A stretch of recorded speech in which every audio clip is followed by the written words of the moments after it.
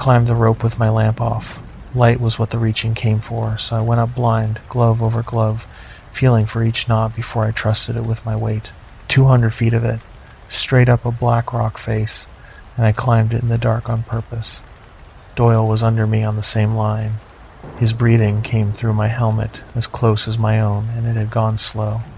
Beneath it was the other sound, the deep note that pushed up through the rock and the rope and sat in my back teeth, and every time it came, something far down that had held still for a very long time woke a little more. He had quit climbing a while back. He didn't say why, and I didn't ask. He had already spent what breath he had on the only thing worth saying. Keep going. In the dark, between the sounds. Don't look down at the glow.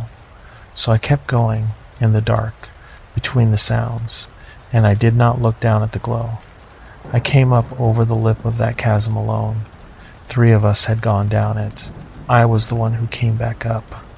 That was the worst hour of my life, and it came at the end of the thing, not the start.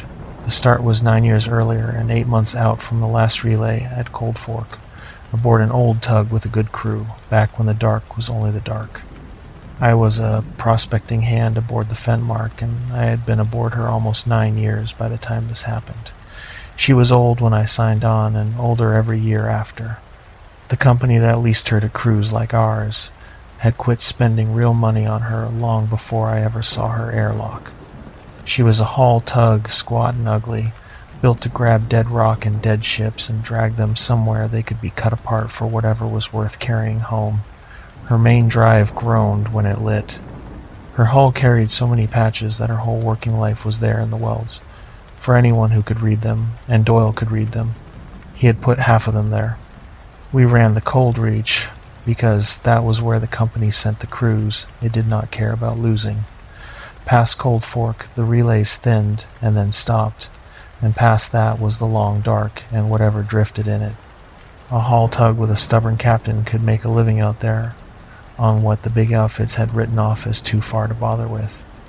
A dead ore barge, a survey drone that had gone quiet 40 years back and kept on drifting. The husk of some other crew's bad luck. We found those things, clamped onto them, brought them in. It was not clean work, and it did not pay the way the recruiters promised. But it was work, and out there work was the one thing that kept me from listening too hard to the ship around me. There were 6 of us aboard. Brant ran her. He was the oldest man I ever crewed with, out in the black longer than I had been alive, and it showed in his hands and in the way he never left the command chair a second sooner than he had to. Recycled air had scoured his voice down to a rasp that made everything he said sound like it cost him. He was not a warm man. He was a fair one. On a hull that old, that far out, fair bought more loyalty than warm ever could, and every hand aboard knew it. Reyes was first mate, and she ran the systems, which meant comms and navigation and life support and 100 small things that kept the 6 of us breathing. She kept the ship's book by hand. Every jump, every clamp, every ration cycle, written out in the log in her own neat hand, because she did not trust the automatic records on a hull this old. She was right not to. For the first years, she and I did not get on. She ran everything by the book, and I had come up sure the book was written by people who had never stood where the book got used. We wore each other down slow. By the end, I trusted her more than anyone aboard but Doyle, and I never told her so, and now I can't. Hale flew her when Brant didn't feel like it. He was quiet the way of men who have decided most talk is wasted air, younger than Brant, older than me, with a bad knee that ticked in the cold. He never once complained about the knee, which, on a ship where everyone complained about everything, was a kind of statement all its own. Voss was the youngest, a deckhand on his second long haul, still young enough to find the black beautiful. I never had the heart to talk him out of it. He asked too many questions and kept his gear too clean. He reminded me of myself before the cold reach sanded that off, and I liked him for it, more than I ever told him. And Doyle. Doyle was the chief engineer, and by then he was the nearest thing to a father I had left. He was a big man, thick through the shoulders and arms from 40 years of turning bolts that did not want to turn, his head shaved to nothing because there was no sense washing hair in water that had to be recycled. Burn scars ran up both forearms from a reactor, fire on a ship whose name he would not say. He talked like he was reading from a book of spacer wisdom he had written in his own head, and for 9 years I took half of it for noise. I would give a great deal now to hear any of it again. Doyle taught me the black, not the flying, not the salvage, the black itself, and how to live inside a thing that wanted me dead every second and never once let me feel it trying. I came to the black the way most hands do, which is that there was nothing behind me worth staying for. I was not running from anything with a name. No dead wife, no jail, no debt with hard men attached to it, none of the stories the others traded in the mess to explain themselves. There was a small life on a mid-belt rock, a father who worked a loading dock until it wore him out and killed him, a mother I never knew, and a boy who looked up through the dome at the one thin band of stars and decided a life he could see the edges of was no life at all. So I signed, young and stupid, onto the first hull that would take an untrained hand. That hull was not the Fenmark, but it might as well have been. They were all the same hull in the end, old and leased, and pointed at the part of the chart the good crews would not run. The black cured me of thinking it was beautiful before my first year was out. That is the first thing it takes, and it does not hand it back. What it leaves in the hands who last is something harder and better, which is attention. Out there, noticing, is the whole of staying alive. The ones who never learned it did not last, and I do not mean they died in any way worth telling. They made one small wrong call in a place that does not forgive small wrong calls, and then there was a form to fill out, an empty rack, a share to divide. I learned to notice. Doyle taught me. I could read a hull before I ever set foot on the Fenmark, and Doyle taught me to read the rest of it, the drive, the air, the men, the dark. The black does not kill you the way the stories say. There is no monster in it, or there was not, for the first 9 years. It kills small. A seal seated wrong on a suit, pulled on, tired. A number read at the end of a long watch, and rounded off in the head, because rounding it off let a man sleep. A shortcut across a hold, with the lights half up. I saw a hand die once, on my second ship. A good hand, older than me and better at the work. And he died because he stepped over a cargo strap. He had stepped over 100 times, and this time his boot caught it, and he went down against a clamp that was not supposed to be live. That was all. A strap and a clamp and a bad half second. There was a form and an empty rack and a share to divide, and by the next watch the strap was coiled and stowed and the clamp was tagged, and it was as if the black had never opened its mouth at all. It does that. It takes a man out of the middle of an ordinary shift and closes back over the place he was standing, and the ship goes on, because the ship has to. Doyle's whole religion was built against that. Test it twice. Seat it, then pull it. Read the number, then read it again cold. Do not step over the strap. He had rules for everything. Hundreds of them. Small and stupid and worn smooth from saying, and every one of them was a man he had watched the black take, boiled down to a motion the hands could make instead of a loss to carry. I thought some of the rules were foolish. I followed them anyway, because Doyle followed them, and Doyle was still alive after 40 years, in a business that did not let many hands see 40 years.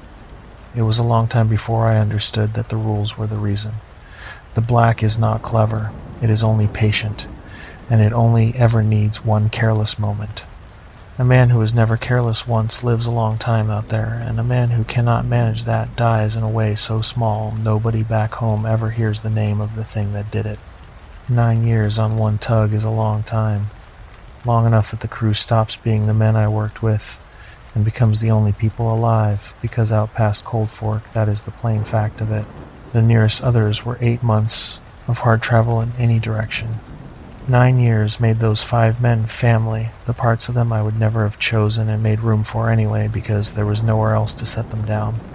I knew the sound of Brant clearing his throat before he gave an order. I knew Hale ate his rations cold because heating them spent power, and Hale could not stand to spend power even when we had it to spare. I knew Reyes kept a real paper book in her rack, brought from somewhere, the pages gone soft as cloth from turning, and that she would not say what it was, and that once a cycle she read a few pages, and it was the only time her face came unguarded. I knew Voss was homesick from his first week and too proud to say so. And I knew Doyle the way I knew the deck, under my own boots, not a thing I looked at, a thing that held me up. The days out there are not days. No day, no night, no sun to make either, only the ship's clock keeping a beat it had inherited from a world none of us had stood on in years. We kept the clock all the same. A crew has to. A crew that lets the clock slide comes apart, because the body needs the lie of morning and evening even when it knows better. So we ate on the clock, slept on the clock, stood our watches on the clock.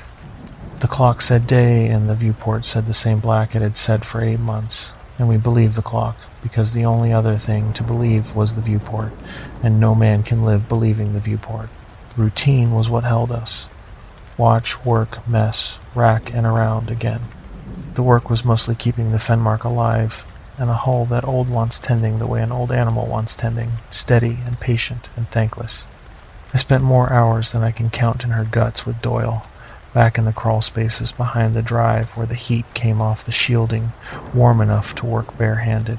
The two of us wedged in among the conduits, lamps clipped to our collars, chasing a fault, or reseating a coupling, or just going back over the welds one more time because Doyle would not trust a weld he had not looked at in a month. He talked the whole time he worked.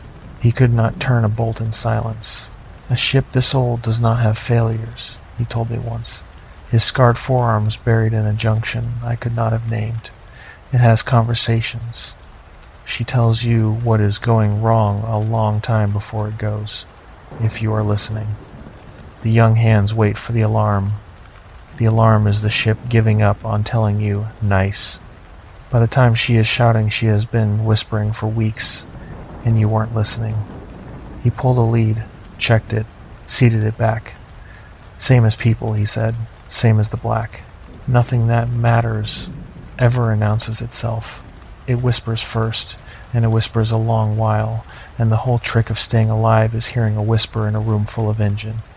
I took it for Doyle talking, the way he always talked, half a lesson and half a man keeping himself company. Most of what he said ran past me like water. Some of it stuck the way a burr sticks, without my choosing it. Nothing that matters ever announces itself. It whispers first. He believed that all the way to the bottom of himself.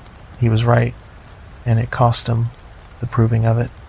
Reyes and I kept clear of each other for the first years, and when we didn't, it went badly. She ran by the book. I had come up sure the book was written by people who had never been where it got used. We struck sparks over small things. A log step I skipped, because it was written for a newer hull. An hour I saved by breaking a rule. She wrote me up more than once. I resented it more than once. I thought she was rigid, and I was young enough to think rigid was a flaw, and not yet old enough to have seen what happens to a crew with nobody rigid in it. What turned it was a night in the third year, ship's night, when a scrubber went on my watch. Not the alarm kind of failure, the whisper kind. I caught it because Doyle had taught me to. A change in the air I felt at the back of my throat before any board showed a thing. I went to the panel and the board was green and my throat said the board was lying. So I made the call. I woke Reyes on nothing, on a feeling, on a wrongness no instrument would back me on, and I stood there braced for her to write me up for hauling the first mate out of a rack over a green board. She didn't. She came out and read the air the same way I had, off the back of her own throat, because it turned out Reyes could hear a whisper too and had just never let me watch her do it. She looked at the green board, then at me, and said, "Good catch." We pulled the scrubber. It was 3 hours from killing the air on that whole deck, and the board stayed green the entire time. After that, we were all right. We never got easy with each other. We got something better than easy, which is two people who have each watched the other be right when it counted and will not waste time again pretending otherwise. The thing that held all six of us was the mess, ship's evening, the far end of the working clock. 1 hour, all of us in the same small room, and a game, because there is always a game on a deep hull. Ours was a dice game. Doyle swore he had learned off a dead man on a worse ship, and he would not explain the rules past the parts that suited him. We played for ration credits, for who scrubbed the head, for nothing at all. Voss lost. He lost every night, because he could not keep his face still. And Doyle robbed him blind, and gave it back all week in small ways. An extra portion slid across the table, a shift quietly covered. The robbing was something they both did on purpose. It was how Doyle told the kid he liked him. Hale played the way he did everything, careful and quiet, and won more than he had any right to, and never once gloated over it. Once a haul, he would throw a big hand to Voss when the kid was low. He thought none of us saw him do it. All of us saw him do it. Brant came to the mess most nights and did not play. He nursed one cup for an hour and listened, and now and then he laid down a story out of 50 years in the black, a wreck he had picked, a captain he had crewed under, a run gone bad. He told them dry and short. There was more of the black in one of Brant's 4-sentence stories than in a year of anyone else's talking. Reyes read in the corner with one ear on the game, surfacing to settle a rules fight and going back down into her pages. And I sat in the middle of it, 9 years into a berth. I had told myself 100 times I would leave. I never left. The reason I never left was in that room every evening, throwing dice and losing and robbing each other and stretching a cup an hour. I knew it even then. That room was the whole of what a hand got out here in trade for the dark, and it was enough. It had been enough for 9 years. I hold on to one of those evenings because it was the last ordinary one before the signal. When I think of Voss now, I make myself put him there, at the mess, losing at Doyle's dice with his face giving away every throw, and not on the deck with his back to a housing coming up red. The mess is the truer picture. He was a kid who could not keep his face still, homesick and too proud to say it, who lost at dice every night and came back the next to lose again, because losing in that room beat winning anywhere else. That is who went into the works. Not a name off a manifest. That kid, that was the crew. That was the animal 8 months had made of us. 6 people worn down to a single wary thing that knew its own sounds. The black took 2 of them. They were never names to me, and they are not names now. They were Doyle in the crawlspace, and Reyes with her soft paper book, and Voss homesick in his first week and too proud to say. They were real, and they were the only people alive, and that is the part the company put in a drawer.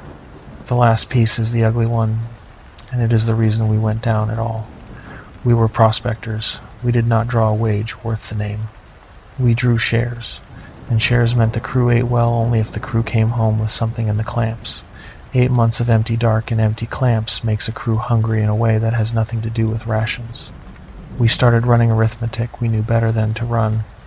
We started thinking about a run that would cost more than it ever made, about the company beaching an old tug and an older captain for one dry return too many, about Voss and his woman at Cold Fork and the sky he had promised her. That hunger was in every one of us. By the time Reyes caught the signal, it was in me too. It would be easy to tell this as a thing that was only done to us, and it was not only done to us. We were greedy in the small, ordinary way of people who are tired and broke and a long way from home, and the thing in the dark did not need us to be worse than that. Ordinary greed was plenty. Ordinary greed was the exact size of the bait it was fishing with. We were 8 months out from Cold Fork when we caught the signal, and the 8 months matter, because 8 months is a long time in a can that size. Long enough that 6 people stop being 6 and turn into one nervous animal with 6 sets of hands. The animal learns the sound of its own breathing. It learns the drive at every load. It learns the ship so well that when one thing shifts, one bearing, one seal, 1 degree of heat, that had no business moving, the whole animal wakes and turns its head before anyone can say why. That is what the deep haul does to a crew. It is the thing that saved me and the thing that cost me all the rest. Out there the body learns to be afraid before the mind can catch up and name it. The hands who live are the ones who trust the fear. The ones who wait for a reason do not come home. I was on the observation deck when Reyes flagged the anomaly, and I had no business being there.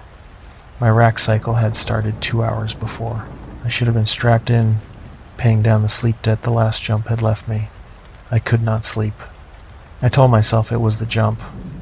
because the old drive left me wrung out and wired at once, but it was not the jump. It was a feeling I had no word for yet. A low itch under the skin, the sense of something out in the dark that had turned its attention on us where there was nothing to have any. I stood at the viewport with the deck lights killed behind me and looked out at the cold reach, and the cold reach did what it always did, which was nothing. The black, the far cold points of stars too distant to warm a thing. Nothing out there, and nothing for 100 years of hard travel in any direction. Except there was something beautiful, ain't it? Doyle's voice at my shoulder. He came onto the deck the way he came everywhere, heavy and slow, and leaned on the rail beside me, the thin starlight catching the top of his shaved head. He did not look at me. He looked where I was looking. I told him I couldn't sleep. I know, he said. Ship told me. Your rack sensor never went warm. That was Doyle. He knew the ship the way I knew my own hands, and the ship told him things, and he saw nothing odd in saying so. I asked him if he ever got used to it, the black, the nothing, the size of the nothing. He had a saying ready. He had a saying for everything. You don't get used to it, he said. You get quiet around it. Same way you go quiet around a big animal you'd rather not wake. That's a different thing than used to. He was still looking out. Then he stopped talking, which from Doyle was the loud thing, and the itch under my skin went sharp.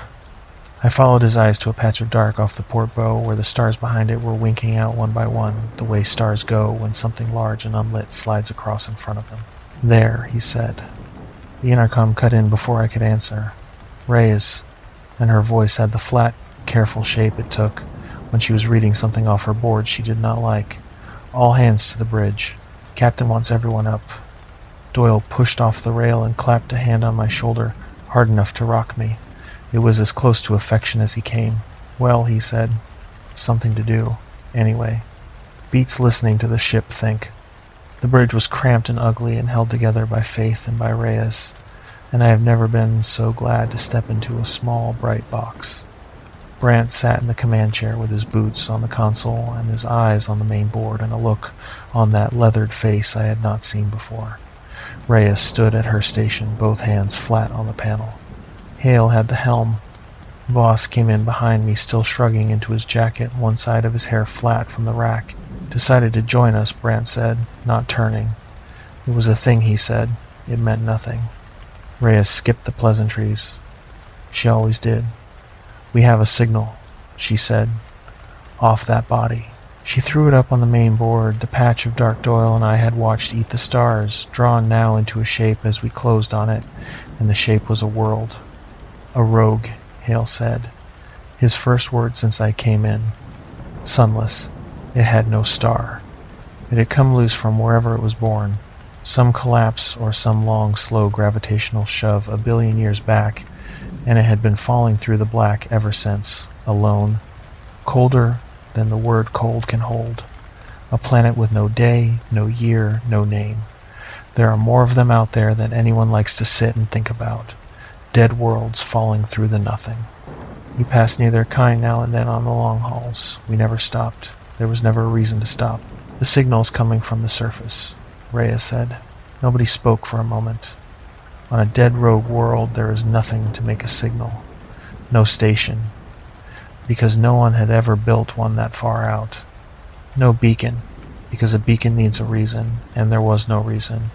No life, because life needs a sun, and this thing had gone without one longer than there had been eyes anywhere to miss it. Natural, Brant said. He said it the way a man tests a rope he already suspects will not hold. Pulsar echo. Some field off the core. Something. It isn't natural, Reyes said. She did not raise her voice. She never raised her voice, and so when she laid something down flat and certain like that, the whole bridge went cold. It repeats. Same interval, over and over, and I have watched it hold for an hour. She looked at Brant. It's made, Captain. Whatever is putting it out, somebody built. I felt Voss go still beside me. I felt the ship go quiet around all of us, the nervous animal turning its head toward the thing on the board. Doyle spoke from the hatch. How long, he said. Between pulses, Reyes checked. 31 seconds, she said. Give or take a fraction. Regular as a clock. Doyle tucked the number away behind his eyes. the way he tucked everything away. 31 seconds. He said it once more, under his breath, and then he was quiet, and I took the quiet for Doyle being Doyle. Brant took his boots off the console. For those of us who knew him, that was the first real sign. Brant with his boots down was Brant taking a thing seriously. "Talk to me about salvage," he said. That was the trouble. There was salvage in it, or the promise of salvage, which out on the cold reach 8 months from the nearest relay is the same as a lit match in a dry room. An artificial signal meant something built. Something built meant metal, and metal meant tonnage, and tonnage meant the Fenmark might for once come home riding low, with enough in her clamps to pay for the whole miserable run and then some. We were prospectors. Nobody paid us to sail past the first real find in a year, because it put an itch on the back of a man's neck. Brant knew it, the company that leased us knew it better. Every one of us on that bridge, even the ones who did not like it, felt the pull, the old greedy pull that had put us all out in the black to begin with. Reyes did not like it, and I could see she did not like it. But she was too good an officer to fight a thing she could not name, and she had nothing to name yet, only an interval and a bad feeling, and a bad feeling does not fill a hold. "We don't have the fuel to sit and study it," she said instead, which was true, and was the nearest she could come to saying no. "If we look now, we look fast, and we go." Hale spoke from the helm without turning, which was Hale all over. "Whatever built it isn't there," he said, "nothing warm on the whole rock. A live outpost would throw heat, and it doesn't, so whoever laid that signal did it a long time ago and left, or died, and either way there's nobody home to argue about who owns the scrap." He lifted one shoulder. "Empty built things are what we do. This one's just bigger, and farther out." That was the reasonable read, the read a good hand gives, and Hale was a good hand. Every word of it was wrong in a way none of us could have known, and it did what a reasonable read does, which is hand everyone permission. If Hale had said it made his skin crawl, if Hale had said leave it, the room might have turned. Hale did not spook, and when a man who does not spook says leave it, a crew leaves it. He did not say leave it. He said, "Empty built things are what we do." I felt the room tip toward the dolman on the back of that, and my own want tipped with it, and I did nothing to stop it, because my want was in there too. I will not leave mine out, since everyone else's is in this. I had no woman at Cold Fork like Voss, no green world I was trying to get back to. I had 9 years on the Fenmark, and a body that had started telling me 9 years was a long time to keep doing this. A share of a real find, the kind that Signal was promising, was the money that bought a hand off the deep halls for good, a berth in the belt, where the dark is not so total, a room somewhere with a floor that did not hum. I wanted out. The dolman looked like the door. That is the ugliest arithmetic of it, that I stood looking at the thing that would take Doyle and Voss from me, and what moved in me first, ahead of the dread, ahead of the itch under my skin finding a word, was a small tired hope that this was the one that let me stop. The thing in the dark did not need me brave or foolish. It needed me tired and wanting out. I was both. Reyes tried once more, the only way she had left, which was procedure. "Log it, mark it, come back with a survey rig and a proper crew," she said. "It isn't going anywhere. It's been out here a billion years. It'll keep a season." She knew as she said it there would be no coming back. A company that heard a crew had passed a signal like that and logged it for later would send someone, and the someone would not be us, and our shares would go to the crew that beat us back out. She knew. Brant knew it. What she was really saying, under the procedure, was that she was afraid and could not tell him why. Brant heard both halves. I watched him hear both halves. He sat with it. He was old and tired and had been out longer than any of us, and looking back I think he already knew.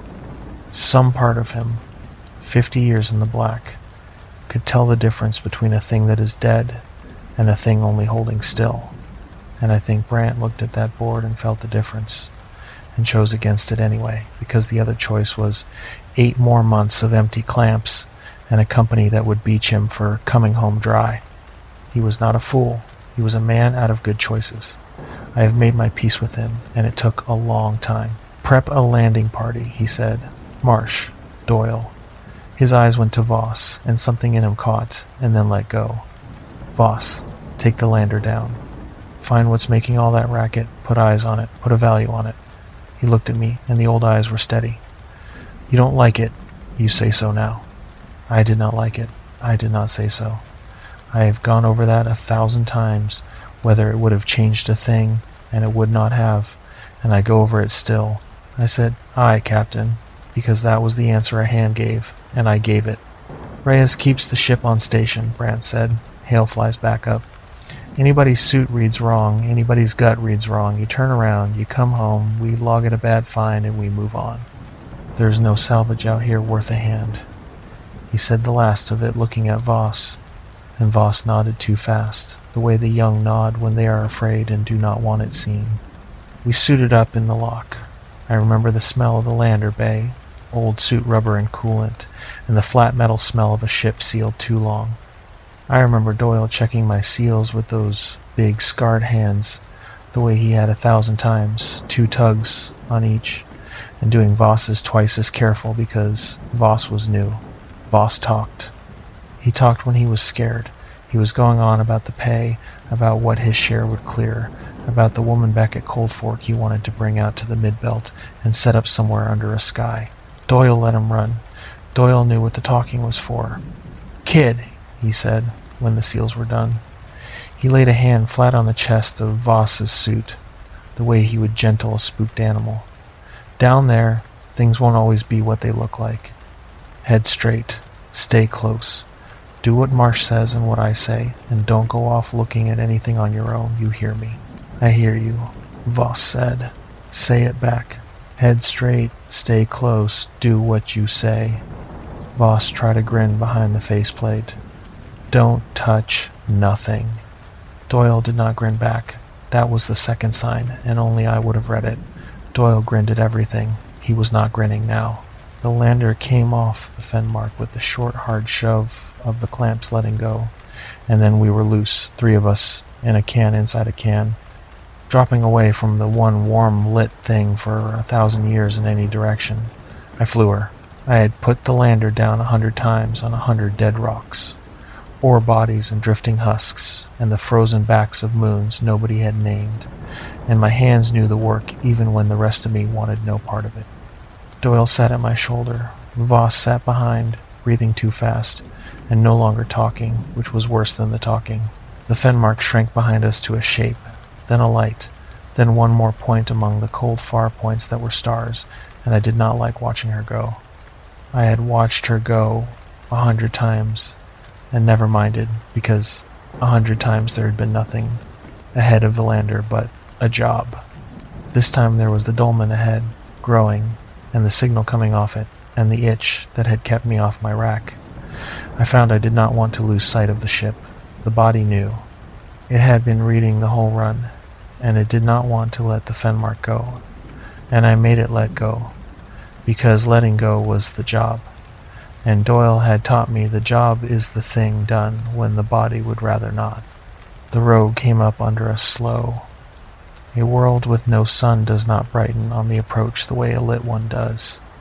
It stays a hole, the exact black shape of a planet cut out of the starfield, and the only sign of closing on it is the hole growing, eating more of the stars, until there are no stars ahead at all. Only the hole. Then the lander's lights found the surface and the hole became ground, close and rushing up, gray and broken, and older than anything. Our beams ran out across it, and the ground gave back almost nothing. A black rock that had been drinking starlight 1 billion years and had never once had enough of it to warm. Reyes stayed with us while the comm held clean.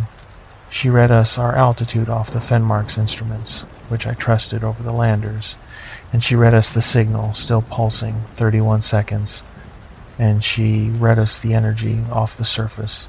Halfway down she went quiet a moment, then spoke in a voice she was holding flat on purpose. Marsh, the readings don't make sense. There's no heat. A thing throwing off that much energy should throw heat, and there's none. The surface is as cold as the space around it, all of it, every reading. It's making power, and it's making no warmth. She let it sit. I don't know what that means, she said. and I don't like a thing I can't read. Doyle did. I watched him take it in, all power and no warmth, and set it beside the interval behind his eyes, and his jaw set, and he said nothing, and I did not ask. He was already most of the way to the cold rule, right there in the lander, halfway down, before a boot of ours had touched the thing. A machine that runs cold.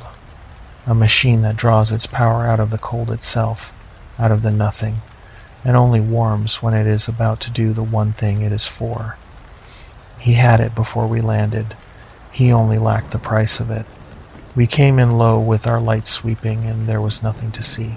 And the nothing went on, mile after mile of dead broken rock, craters inside craters. A billion years of falling through everything and being struck by everything and never once being warmed. It was the deadest ground I ever flew, and I have flown a great deal of dead ground. Dead moons carry a kind of peace. This carried none. It had the look of a room that has been swept, a deadness too complete, as though something had gone over the whole surface and lifted away even the small dead things any dead world collects, the scatter, the grit, the debris. There was none of it. The ground was clean. A billion years in the open and the ground was clean, and I had no word for why that was wrong until much later, when I understood a thing down there had been tidying after itself longer than there had been anyone to notice, carrying every loose thing down into the works, because to that thing a loose thing was only a part it had not used yet. The signal grew as we crossed toward its source. Not in the ears. There was no air to carry it to the ears, but in the instruments, and then in the fillings of my teeth, and then in the deck under my boots. The pulse of it working up through the lander's own frame. 31 seconds. 31 seconds. Voss said, low, from the back, that he felt it in his teeth, too. Everybody feels it, Doyle said. It's fine. It was not fine, and he knew it was not fine, and he said it anyway, because a frightened crew makes mistakes, and Doyle would spend a small lie to hold us steady, even when he would not spend a large one. Then the ground ahead opened into the wound, and I brought us down toward the shelf at its lip. The signal was not coming from open ground. It came up out of that gash in the planet, a chasm that ran off in both directions past the reach of our lights, and every bit of the energy Reyes could not read came climbing out of it, 31 seconds apart, regular as a clock. Reyes's voice came thin, already fraying at the edge of range. Fenmark to lander. I've got you on descent. Readings are ugly down there, a lot of scatter. I'll lose clean comms once you're on the deck. A pause. Marsh. Stay frosty. That was as much as Reyes ever gave anyone, and from her it was a great deal, and I told her we would be quick, and I believed it when I said it. I set the lander on the flat shelf at the lip of the chasm, and all three of us stopped talking at once. Below us, dropping into a dark our lights could not find the bottom of, the walls of the chasm were not rock. They were built, straight lines, right angles, long metal faces that caught our beams and threw them back, level under level of them going down into the black, an architecture that clung to both walls of the wound and plunged past the reach of everything we carried. Nothing in a billion years of a falling dead world makes a right angle. Somebody had built this, built it down inside a rogue planet with no sun and no reason, and built it deep. Then the signal climbed up out of it again, 31 on the mark, and that time I felt it in my teeth. Doyle looked down into it a long moment. Then he keyed his comm low, just for us. All right, he said. Eyes on it, a number on it, and we go. Same as the man said. He looked at me, then at Voss, and there was a thing in his face I still cannot name right, except that it was the face of a man who has chosen to be calm on purpose, because nothing else is any use. Marsh, rig the line. Kid, you're on my hip. We go down slow, and we come up the second anything reads wrong. Anything. A cold spot, bad air, a light where there shouldn't be one. We don't investigate, we leave. What is it? Voss said. His voice had gone small. What is all that? Doyle did not answer for a moment, and when he did, it was not really an answer. It's somebody else's, he said. That's all we need to know about it. I rigged the line to the lander's anchor and tested it twice. because Doyle had taught me to test everything twice. I clipped the three of us on, and we went down over the lip of the chasm into the built dark, and the last clean thing Reyes ever said to me came through thin and broken, already half-eaten by whatever was below us. "Fenmark to lander," she said. "I'm reading a temperature change down there. Something is warming up." Then the scatter took her, and it was the three of us, and the sound climbing up out of the ground every 31 seconds, and the dark that had been waiting a very long time for somebody greedy enough to come down into it. Doyle made the descent slow. He went first, then Voss, then me, 3 beads strung on one line, and he called every move before he made it, and tested each shelf with his boot before he trusted it. I did not need it explained. A hand in a hurry, down a rock face falls. A hand in a hurry, inside a thing he does not understand, touches the wrong thing. We were not in a hurry. Doyle would not let us be. The architecture rose around us as we dropped. It was a works. That was the word Doyle put on it later, when we had words for anything, and it is the closest one. A manufactory. Both walls of the wound were hung with it, level under level, a lattice of catwalks and gantries, and long dark housings the size of grain silos. Between the housings ran belts, wide and flat, going down into the dark and coming up out of it, and the belts were the first thing that told me the place was not all the way dead. Some of them were moving. Not many. Most of the works hung still and cold and unlit, gray metal furred with the fine dust that settles even where there is almost no air to carry it, dust that had been settling a long time. But here and there, in the deeper dark, a belt turned, slow and patient, carrying nothing I could make out, and a housing bled a low light from its seams. Once, far below, one of the arms moved. There were arms. Great jointed things folded against the housings, the way a mantis folds its 4 legs, dozens of them, and past the light hundreds more, and nearly all of them still. The one I watched, unfolded slow, reached out over a moving belt, held, and folded back. It had nothing in its grip. It did the same thing again 31 seconds later, when the sound came up. I told Doyle what I had seen. He said he had seen it too. He said nothing after that, and I knew why. There was nothing to say about it that would help, and Doyle did not spend air on things that would not help. Voss was breathing too fast. I could hear it. I told him to ease it down. He would run his scrubber hot, and he tried, and it held him for a while. We put our boots on the first solid deck, maybe 200 feet down, a wide mesh platform cantilevered off the wall over a drop I would not let myself look into. My light found a rail, a control stand, a bank of the swirling faceless panels that passed for an interface down there. Dark now, dead now. Doyle crouched by it and studied it a long time without laying a finger on it. Voss drifted too near the edge, and I hauled him back by the strap, and he never felt me do it. He was staring down. "There's stuff on the belts," he said. "Way down." His voice had gone thin. "Marsh, there's stuff on the belts down there." I looked. I should not have, but I looked, and far below, where a cluster of the housing still held light, the moving belts were carrying things. My light was too weak, and the drop too deep to name them. They had a shape, though, a sameness, the one shape, over and over, riding up out of the dark and over the lip of a housing and gone. Parts. It was making parts. The place was a factory, and the factory was still running. Down at the bottom, in the dark, building something out of a material it fed up on the belts. I did not want to know what the material was. I already did, before my mind would agree to say it. Doyle straightened from the panel. "Temp," he said, "check your suits. Right now, all 3. I checked mine." The strip inside my faceplate read the outside for me, and the number it gave was the number a sunless dead world ought to give. So low it had stopped meaning cold and started meaning distance. The temperature of the space between the stars. Because that was all this place was. A rock packed full of the same nothing. Voss read his. Doyle read his. The same. All 3. Cold past, cold, and steady. "Good," Doyle said. "Now you watch that number. You watch it like you watch your air." He put his light on each of us in turn so we would look at his faceplate and see he meant it. It climbs, even a little, in your suit or on the deck or anywhere your suit can taste it. You tell me and we move. Don't wait to see why. Don't tell me you want to be sure. The second it warms, we go up. Why? Voss said. Because a dead thing doesn't get warm, Doyle said. Only a live thing gets warm, or a thing about to be.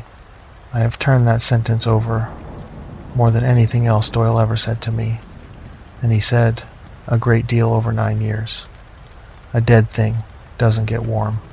He had worked it out already, standing on that deck, off an interval and a moving arm and a belt full of parts, the whole shape of it, or enough of the shape to keep two of us alive a while longer. He did not explain it. He rarely explained.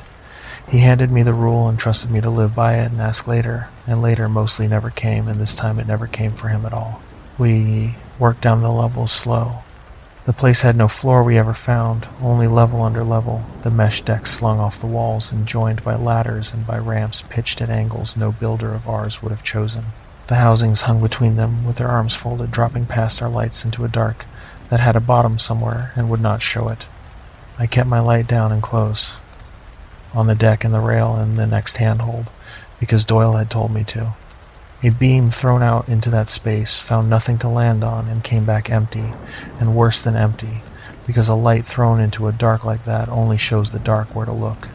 So I kept it down. We all did.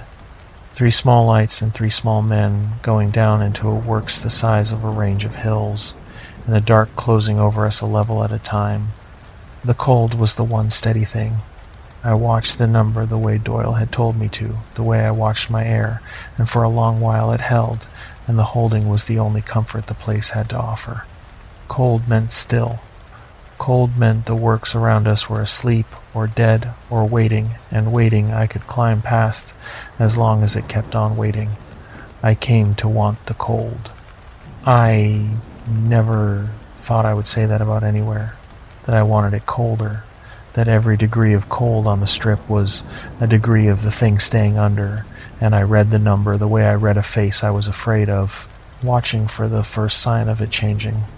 The other thing that got into me was the quiet, and it took me a while to understand what was wrong with it. A working place makes noise. Every ship I ever crewed, every oar rig, every drifting husk we cracked, they all had a sound to them even with nothing running. The tick of metal changing temperature, the settle of a hull, the small, steady complaints of a made thing sitting in the cold. The Fenmark never shut up in 9 years. This place made no sound at all, but the one. The belts turned in silence, because there was no air to carry a sound. The arms folded and unfolded in silence. A works the size of a mountain range ran around us and under us and through us without a whisper, and the only things my ears had to hold were my own breathing and the pulse coming up through my boots. Between the pulses, the nothing was so complete, I kept thinking my suit had failed, that I had gone deaf, that the fault was in me and not the world. I caught myself breathing louder on purpose, just to own a sound. Doyle told me to quit it. The quiet was not the enemy, he said. The quiet was the truth of the place. A made thing running perfect and silent because it had had 1 billion years to wear every loose part smooth. A machine that has run that long without one thing rattling loose is not a machine anyone wants to hear. Start making noise, because the noise would mean it had finally found something new to do. There was a moment on the 4th deck I have never been able to file right. My light crossed a fitting on the wall, a small thing, a bracket where 2 built faces met, and for half a second my eye told me I knew it, that I had seen that exact bracket somewhere, that my own hands had maybe touched one. The knowing went through me cold before my mind caught up and called it nonsense, because nothing here had ever been near a human hand, because 1 billion-year-old works inside a dead rogue world could not hold a fitting off a hull I had crewed. Then my light moved, and the bracket was a shape again, geometry, one more blind piece of the thing, and I told myself I had imagined it. I still think I imagined it, but I have wondered since whether the works had been catching ships long enough, taking them apart and learning them piece by piece, that it had begun to build in the shapes of the things it took.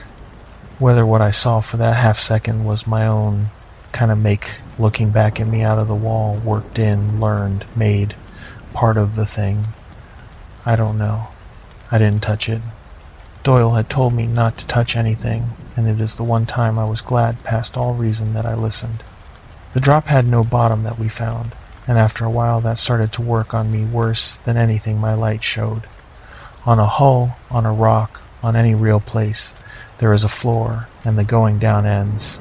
Knowing it ends is half of what keeps a man steady on a line. This had no end.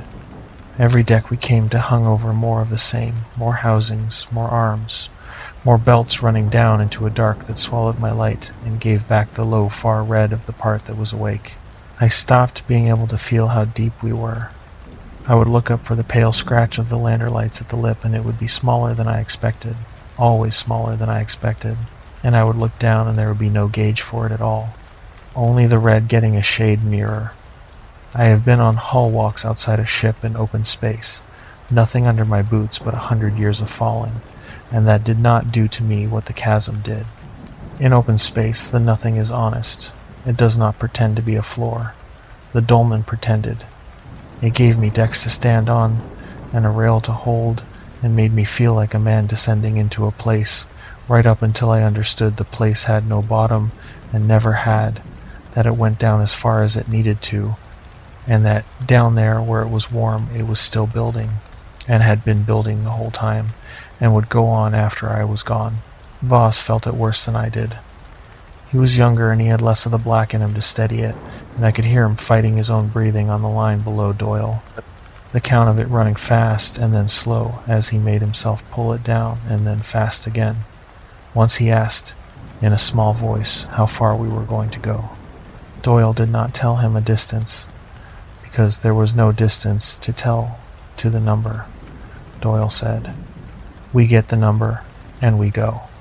And Voss said, "What if the number is bad?" And Doyle did not answer that one, and the not answering hung on the line with us the rest of the way down. I could not make sense of the works, and Doyle told me to quit trying. I kept hunting for the front of it, the purpose, the place where all of it added up to a thing a person could name, and there was no such place. It was not built the way people build, with a floor and a ceiling and a door and a reason a body could walk into and stand inside of.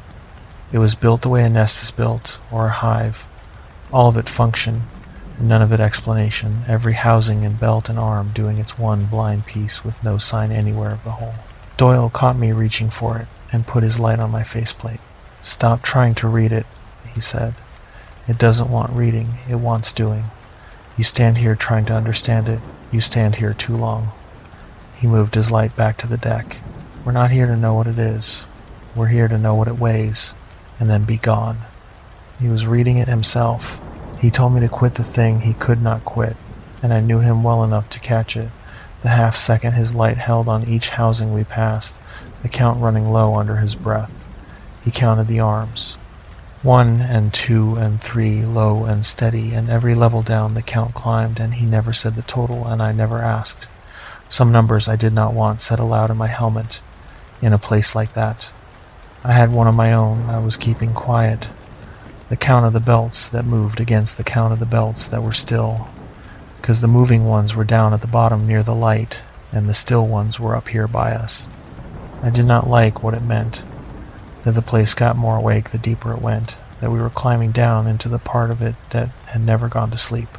On the third deck down we passed an interface stand that was not dark. It held a low light, moving, the shapes on its face turning over slow, the way oil turns on water, and Voss went for it before either of us could speak. Not far. A step, maybe two, pulled toward the one lit thing, in all that dark the way anything alive is pulled toward a light. Doyle had him by the strap before the second boot came down, hauled him back without a word, and held him. "You don't touch it," Doyle said, very level. "You don't touch anything with a light in it, and you don't touch anything without one, and you keep your hands on the rail and the line and nothing else on this whole world." He waited until Voss nodded. He waited until Voss nodded again, meaning it the second time. "Whoever came down here before us," he said, not knowing yet how right he was, "they touched something. That's how it always goes. Somebody touches something. We are not going to be the somebody." That was competence, and it stands against everything that came after. because it would be easy to think we walked in like fools with our hands out. We did not. Doyle ran us down that hole the way he ran everything, slow and careful, hands off, every rule pulled tight. We did everything right. What has been hardest to carry, harder than the losing of them, is that we did everything right and it changed nothing, because the thing down there did not play by the rules we brought, and there was no learning its rules until they had already cost us. A man can make his peace with dying for a mistake. It is the dying for no mistake that will not sit. Ray has reached us twice on the way down, both times chopped near to nothing. The first she was a voice full of holes, saying temperature, saying climbing, saying a word that might have been careful, and might have been anything. The second she came clear for a moment, long enough for 3 sentences. The energy is building down there. It isn't steady, it's building, every pulse higher than the last. Marsh, whatever you're going to do it fast and come up. Then the scatter had her again, and Doyle and I looked at each other in the dark, because building was a word neither of us wanted. Building meant the place was not only awake, it was waking further, spending more of itself with every pulse. The pulse had been the one steady thing, and building was the opposite of steady. Twice on the way down the cold rule saved us, and both times matter, because they are the proof it was real before it failed. The first was on the 4th deck. My strip ticked up, barely, a single degree, so small I took it for a glitch and nearly said nothing. Then Doyle's lesson came up in me on its own. Don't wait to see why, and I said it. My strip's moving. Doyle did not ask a question. He moved. He had us off that deck and up half a level in the time it takes to say it, and from there we watched the housing nearest where I had stood come up out of black to that dull red, slow, an element under a pot, and an arm unfold above it and reach down across the deck we had left and find nothing, because we were gone, because I had trusted the 1 degree. It folded back. That was the rule working. That was Doyle's lesson, keeping 3 men alive, and I felt it work, felt the cold degree save us, and right then I made the mistake of starting to trust it, of thinking we had the thing's measure. The second time was on the 5th deck, and it was faster, and it should have taught me how fast, and it half did and not enough. The strip moved and we moved, and this time the reach came almost on top of us, near enough that I felt the ghost of warmth off the arm as it swept through the space my head had just left. We went up a full level and stood there breathing. It's getting quicker, Doyle said, low. I heard him, and I did not hear him. I took it in and filed it wrong, as we're getting better at this. What he meant was, it's waking up. Those are not the same thing, and the space between them was the kid's life. I understood it only later, climbing back up past those same decks with Doyle's breath in my ears. Every time the rule saved us, the warm had reached us across open deck. A degree of it carried on the dead air from a housing a few feet off, and that degree bought us the second we needed. The rule only works when there is air between a man and the thing, air to carry the warning ahead of the reach. It does not work when the man is against the housing itself. It does not work when the thing wakes under his own shoulder. There is no warning degree then. There is no second. There is only the seam going red behind him and the front of it opening. I did not know that yet. Voss would be the one who taught it to me, standing with his back all but against a silo of a housing that had been cold as the void one moment and was not the next. We should have gone up right then, after the 5th deck, after the reach that swept through where my head had been. We had a number by then, near enough that Brant would have taken it. More than any crew that ever found that world had lived to carry off it. But Doyle wanted the bottom. Or he wanted to see how far the built part ran. Or he wanted the one more level that made the number solid, and I did not argue, because I wanted it too. The greedy, tired part of me was still down there, running arithmetic with the cold ticking up, still seeing the clamps ride home full, and that part of me said nothing when Doyle said 1 more. So we went down. 1 more was the level where the dead crew was. 2 more levels, because Brant had said, put a number on it, and Doyle was a man who finished a job. On the second one down, we found the other crew. I did not know that was what it was at first. My light crossed a shape at the base of a housing, half under the shadow of a folded arm, and I took it for more of the machine, some parts set aside or waiting. Because it had the same gray furred look of a thing years of dust had been settling on. Then Doyle's light came in beside mine, and the two together made sense of it. A suit. A pressure suit, old, a make I did not know, the fabric gone stiff, the faceplate starred with a crack. It was not empty. I will not say what was in it. It had lain there long enough that the dust had made it part of the floor, long enough that whatever it had been was past being anything. One arm thrown up over the head and reaching toward the housing, toward one of the dark seams, as if the last thing it did was try to climb into the machine, or as if the last thing that happened to it was the machine deciding it was a part. There was gear near it, a cutting tool of a make I half knew, older than ours by more years than I wanted to count. A line, a cargo line like our own, frayed through and trailing up into the dark toward a lip we could not see. Somebody had rigged a rope down into this the same way we had. Somebody had come with a torch and a line and a captain out of good choices, and somebody had not gone back up. The planet had kept them. The dust had settled on them. And the machine had run on, 31 seconds at a time, with a dead man reaching into its side. Voss made a sound. Just a sound. No words in it. Doyle put his light on the frayed line and followed it up into the dark, and I watched him run the arithmetic I was running myself. This had happened before, to somebody, long enough back that their suits were history. The signal had gone on, calling the whole while. 31 seconds, patient as anything, and a signal only keeps calling if it is calling for something. And we had come. Doyle knew suits. He had kept most every make that was ever bolted to a working hull running at one time or another, and he crouched by the old one with his light on the seals and the joints, not touching, and when he stood back up his voice had gone careful in a way I had never heard from him. "That's an old rig," he said, older than me. "That make went out of the yards before my father crewed." He let his light travel off the suit, along the deck, out toward the dark where the housings dropped away. "That's a long time for dust to settle, and it isn't the only one down here. Look at your feet, Marsh, not close. Just look." I looked, and I wished I hadn't. Once my eye knew what it was reading, the deck stopped being empty. There were shapes along the base of the housings, low and furred gray, more of them the farther my light would carry, lying the way the first one lay, reaching the way it reached, an arm up, a hand toward a seam. Some were rigs older than the old one, and some farther down, near where the belts moved and the light was coming up, were not old at all. There were makes down there, I knew. Makes a working crew wore now. The place had been catching ships the whole time, the whole long time, calling one down and keeping it, and calling the next. The dust settled on the old ones, the belts carried up the new ones, the count never stopped, and the signal never stopped, because there was no reason for it to stop. It was not grieving anyone. It was not finished. It was fishing, and the line had been in the water since before there was a face anywhere to miss the fish.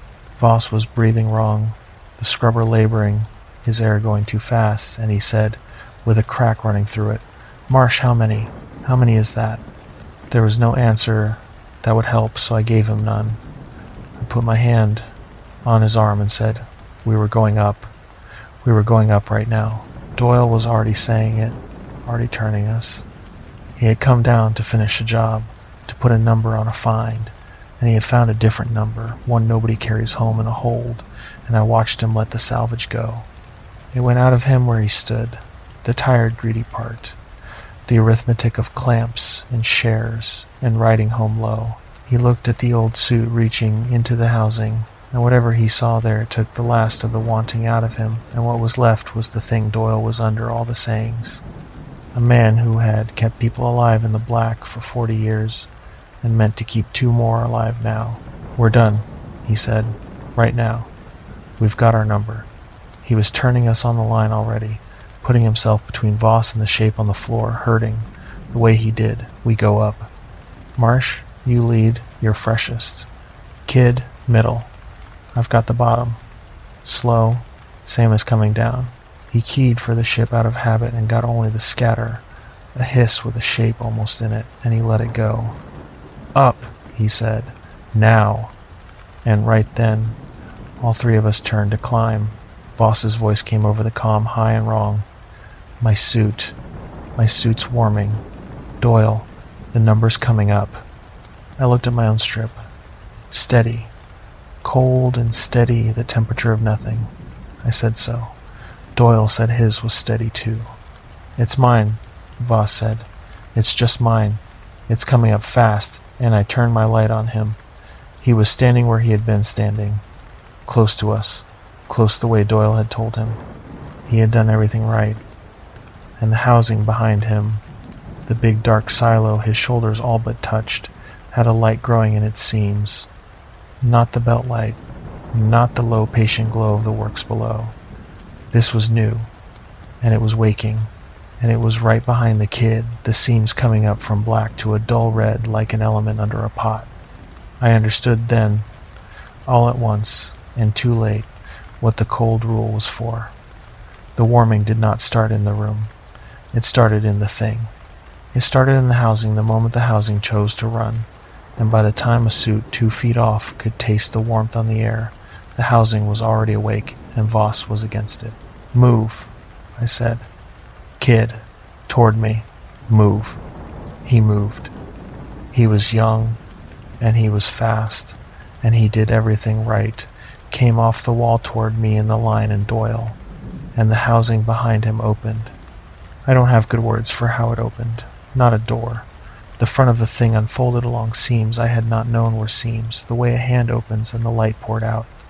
The dull red, climbing toward a heat. I felt the ghost of even through the suit and the cold and the 2 feet of dead air. One of the folded arms above it came loose, in the same motion, all one motion, the housing and the arm, as though they were the same animal. The arm came down. It did not reach for me, it did not reach for Doyle. It came down on the one of us nearest the housing that had woken, which was Voss, which was the kid, and it was not fast the way a striking thing is fast. It was fast the way a machine is fast, exact, with no hurry in it at all, because it did not need to hurry, because we were slow and small, and it had done this before. It took the line first. It closed on the cargo line between Voss and the rest of us and lifted, and Voss went up off the deck with it. He got one glove on the rail and held. For a second he held, and I had his other arm in both hands, and I felt the whole weight of him and the machine both come up through my gloves. Doyle, I said. Doyle. It's got the line. Cut it above him. Doyle already had his cutter out. But the line ran up from Voss through the arm's grip, and there was no reaching the length between Voss and the machine without reaching into the machine, and the arm kept lifting, patient, taking up Voss and the line and the strength in my arms all together, and Voss was looking at me through his faceplate and had stopped making any sound at all. Let go, Doyle said to me. Marsh, let go of him, or it takes you too. I did not let go. So Doyle did the thing. He cut my line above my grip so the machine could not follow it back to me. The cut end whipped up into the dark. The arm carried Voss away from my hands, up into the open red front of the housing, and the front folded shut along its seams, the way a hand closes, slow and exact and in no hurry. The light went down to black. The arm folded against the housing as if it had never moved. The sound came up out of the ground. 31 seconds on the mark. The kid was gone. The whole of it took maybe 10 seconds. I have had years to make it longer, and it will not get longer. 10 seconds, and Voss was inside the machine, and the machine had gone cold and still again and back to whatever it had been doing before we came, and I was on my knees on the mesh with a cut line in my hands. Doyle's hand closed on the back of my suit and hauled me off the housing, saying my name low over and over, the way a name gets said to bring a man back from somewhere. Marsh, Marsh, he's gone, look at me. He's gone and we're not, and I need you to climb. I climbed, I don't remember deciding to. Doyle got me on my feet, pulled a fresh length of line off his own rig. clipped us together with him below me now, set my gloves on the rock, and pointed my body up. And I climbed because his voice told me to, and because there was nothing else to do with my hands. The cut end of the old line hung somewhere above us in the dark. The lander was 200 feet up and might as well have been across the black. I climbed. Doyle talked the whole way, low and steady, and after a while I understood he was not talking to gentle me. He was teaching. He had worked something out and did not know how long he would have to hand it over, and Doyle never in his life left the job half done if he could help it. It takes from the ends, he said. You saw. It didn't come for the middle of us. It came for the one nearest the wall, nearest the part that woke. It isn't hunting. Hunting is a thing with a want. This is a thing with a pattern. It runs, and where it runs it warms, and what's near it when it warms it takes, and it uses. He was hauling his own weight up behind me, breathing hard between the words, and he did not slow. That's why the cold. The cold is the tell. The warm is already too late. Keep ahead of the warm and you live. Wait to understand the warm and you go where the kid went. I asked him what it was building. I don't know why I asked. It did not matter, and I asked anyway. Itself, he said, flat, the way he said the things he was sure of. Look at the arm that reached with nothing in it. It was practicing. It's been down here practicing in the dark with nobody to build out of for a long time, running on almost nothing, keeping the belts turning, keeping the count. The signal is it calling for parts. He hauled up another length, and we're parts, Marsh. That's all we ever were to it. First parts to come in 100 years, and it woke up hungry. I felt the climb in my hands and my shoulders and the small of my back, and I was glad of the labor, because the labor was somewhere to put my mind that was not the kid. My mind wanted the kid. Every time I let it slack, it went straight to Voss going up off the deck. Voss with one glove on the rail, Voss with his arm in my two hands, and then not, and I would feel the whole weight of him leave my grip again. And my gloves would want to close on nothing, and I would put my mind back on the next hold, because the next hold was real and the kid was gone. Doyle knew it. That was half of why he kept talking. A man climbing with his mind on the rock does not fall. A man climbing with his mind on the thing he could not hold does. You're going to fly her out alone, Doyle said, somewhere in the middle of the climb, in the same handed-over voice he used for everything on that rope. If it comes to that, if it's one of us, you take her straight up off the shelf, you don't baby her, you redline her, and you keep going and you don't level off until that world is a hole in the stars again. He hauled up behind me. It can't follow you up. Hear me. However much of it wakes, it's rooted in that rock. It reaches. It doesn't fly. Get altitude. Keep it. And you're past it. Altitude is the whole of it, same as the cold. There's always the one rule that saves you, and it's always a small, stupid rule, and you live by it or you don't. I told him to stop. I told him we were both going up. There was no one of us. We were both getting in that lander. He let me say it and did not argue and did not agree, and the not arguing was its own answer, and I climbed faster so I would not have to hear the answer said aloud. He talked about Reyes after that. Look out for her when the ship gets in. She'll carry this quiet and hard the way she carries everything, and quiet and hard is a way of carrying a thing that looks like strength and isn't. And somebody will need to sit with her whether she asks or not, and it'll have to be you, because there won't be anyone else who was down the hole. I told him he could sit with her himself. He said, sure, and kept climbing, and kept handing me things, one after another, and I took each one, and hated that he was handing them to me, and could not make him stop. The works woke around us the whole way. I felt it before I let myself see it, warmth off more of the housings as we passed, warmth where there had been the cold of the void on the way down, and the low red that was not belt light spreading through seams that had been dark. The place was spending itself. It had run on almost nothing for 100 years, and now it was awake, and it was pouring everything it had saved into the one thing it was for, and the one thing it was for was reaching for us, a level at a time. The interval was shortening while he talked. I had been half hearing the sound the whole climb, and somewhere in it the beat had stopped being 31 seconds. I keyed the count on my strip and watched it. The sound came, and it was 26. It came again, and it was 24. The clock that had held steady since Reyes first caught it, the same patient beat for who knew how many years, was speeding up. It had taken a taste, and it was calling faster, and each time it called, another housing below us came up out of black and started to warm. I could see them if I looked down, which I did not. A red spreading up through the deep of the works, coming toward us the way a tide comes up a beach. Not fast, not slow, sure. Don't look down, Doyle said, without looking up. Climb. We passed housings that had been dark and cold on the way down and were not dark now. I felt the warmth off them through my gloves, where the rock ran close to the metal. Warmth that had no business anywhere on that world. And each time I felt it, I moved faster past it. Each time, below us, an arm unfolded slow and reached and found nothing and folded back. 31 seconds, then 20, then less. It was reaching where we had been. We stayed ahead of the worm by the width of Doyle's rule, and not a hair more. The comm cracked, and Reyes came through, chopped to pieces but through, saying my name. Marsh, Doyle, come, back. The whole thing is off the scale. Chasm's climbing, and theirs.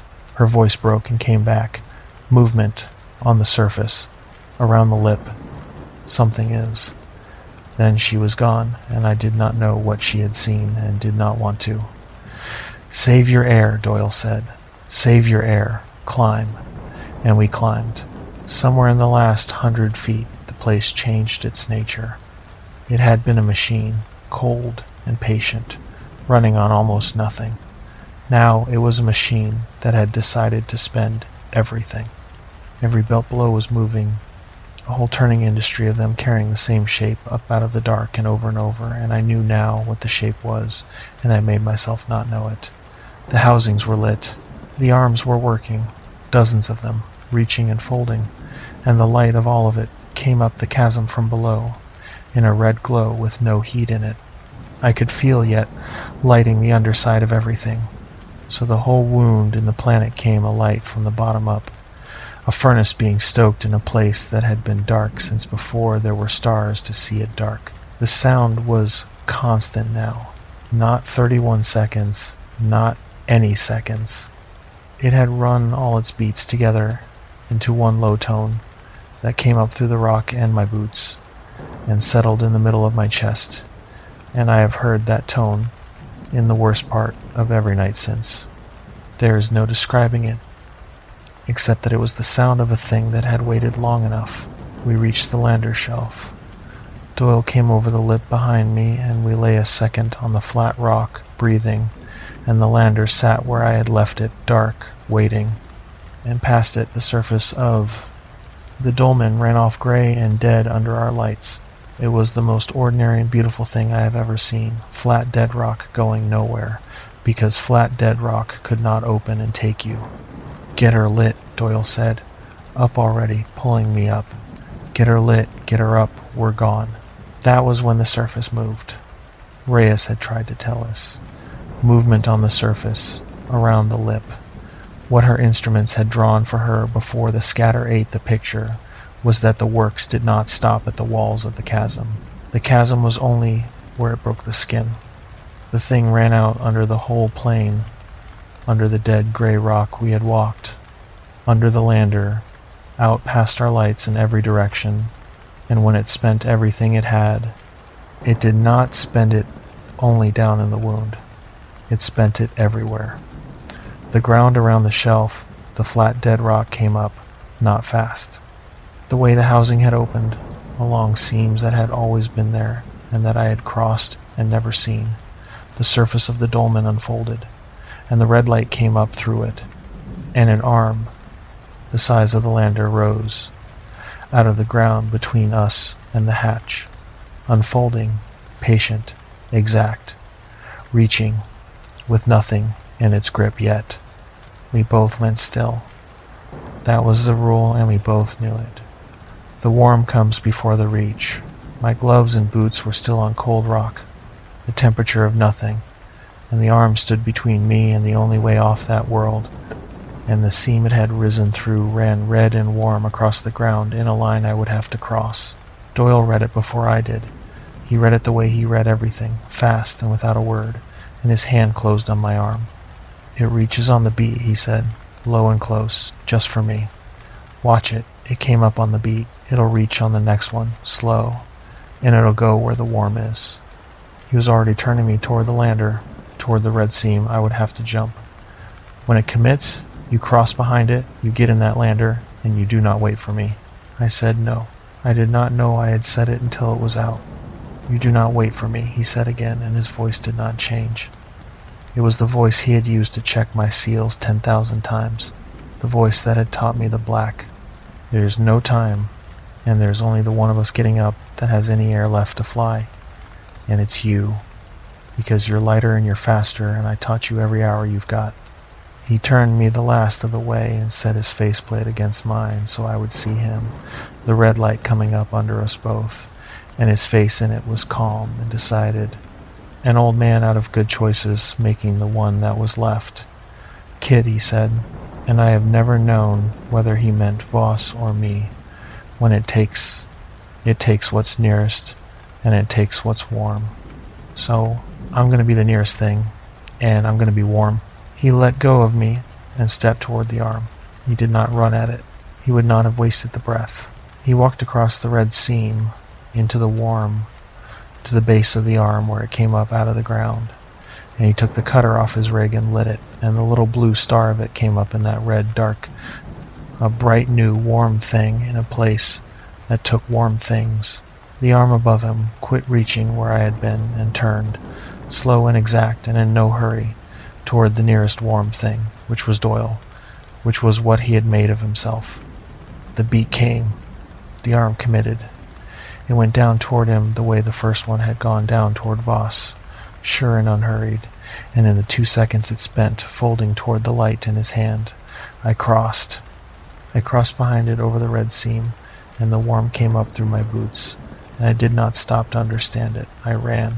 I made the hatch and threw myself into the seat and lit her, and through the port I watched the arm close on Doyle the way the housing had closed on Voss, slow and exact, and I watched the little blue star of the cutter go out. His comm was open. Mine was open, and over it, while I brought the lander up off the shelf with my hands doing work my head was too far gone to do, I heard Doyle breathe. Not words. He was past words. Just breathing, slower and slower, the way breath slows when the thing around it is in no hurry, and I have never told anyone the last of it, and I will not, except that the last breath was not a scream. It was quiet. Doyle went quiet around it, the way he had told me the black teaches, and then there was no more breathing, and there was only the tone coming up out of the whole world at once, and me going up. The lander was not built to run the way I ran her. I took her straight up off the shelf, on a burn that redlined every gauge she had, and the arms came up after me out of the plane, dozens of them, the whole surface of the dolmen, unfolding and reaching. They reached. They did not follow. They were rooted. They came up out of the ground on their long joints and reached for the lander as she climbed, higher and higher, and the highest of them fell away below me, still reaching, because a thing rooted in the ground can only reach as far as its own length. I had watched the first of them, 200 feet down in the dark, reach out over a belt and find nothing, and that was the rule that saved me. It could take everything near it. It could not take a thing that got far enough away. I got far enough away. That is all I did. I did not beat it. Nobody beats it. I climbed until it could not reach, the same as I had climbed the rope, and the arms fell away under me into the red light, and the red light fell away into the dark, and the dolmen closed under me into a hole in the stars again. Then I was in the black, alone, in a lander that had carried 3 down and was carrying 1 up, with my hands shaking on the stick, and Doyle's last quiet breath still in my helmet. Hale brought me in. I could not have docked her. My hands would not hold the stick steady enough for the fine work, and Hale saw it over the comm the moment I came in range and did not make me try. He talked me onto the approach, then took the lander on the ship's own systems the last 100 yards and mated her to the lock, gentle, the way a thing that might break gets set down. I sat in the full seat while the pump cycled and looked at the empty one and did not get up. When the inner hatch opened, they were all there. Brandt, Reyes, Hale. 4 of us, where 6 had gone out. Nobody spoke for a while. Reyes looked past me into the lander, at the empty seat, and then at the place where a third man should have been strapped, and she ran the arithmetic across her face in about a second, and then folded it away and put it somewhere behind her eyes, because she was the officer, and the officer does not come apart in the lock. She got me out of the seat. She got my helmet off. She ran the count I could not run, and checked me for the things a survivor gets checked for, and the whole time her hands did that, her face did the other thing, the folding away, and I loved her for it, and hated the world that made her do it. Brandt said one word. Doyle. I said, he's gone. I said, the kid too. I said, it took them. That was all I could get out, and it was enough. Brandt closed his eyes a moment, an old man closing his eyes, and when he opened them he was the captain again. Reyes, he said. Get us off station. Now, every gauge we've got, burn for the deep, don't plot it pretty, just get us away from that thing. She was already moving. She had been moving before he finished. What Reyes did in those hours I have never stopped being grateful for, and it is a small thing, and it is the whole thing. She had kept the ship's book the entire time. While I was down in the dark, she had stood at her station and logged what her instruments drew for her, the energy climbing, the temperature, the movement on the surface, the whole waking of the thing, in her own neat hand, because she did not trust the automatic records, and because logging was the one thing she could do while 3 of her crew were down a hole she could not reach. She had all of it, every number. The interval that started at 31 seconds and ran down to nothing. The shape of the thing as far as the instruments could draw it, which was not much, and was still more than anyone had ever carried off that world, because nobody had ever carried off anything at all. We ran. The old drive took the abuse and did not quit, which was Doyle's doing, every weld of it. And the last thing Doyle's hands ever kept alive was the ship that carried the rest of us away from what took him. We ran for the deep dark and did not look back, except Reyes, because looking back was her job. She kept one instrument on the dolman as long as it would read, and she watched the signal, and the signal did not stop. It did not stop when I took the lander. It did not stop when we broke station. It went on calling, and the interval that had run down to one long tone while I climbed came apart again once we were away, back into beats, and the beats slowed and settled. The last clean reading Reyes got before the dolman fell out of range had the signal back at 31 seconds. Give or take a fraction, regular as a clock. It had gone back to waiting.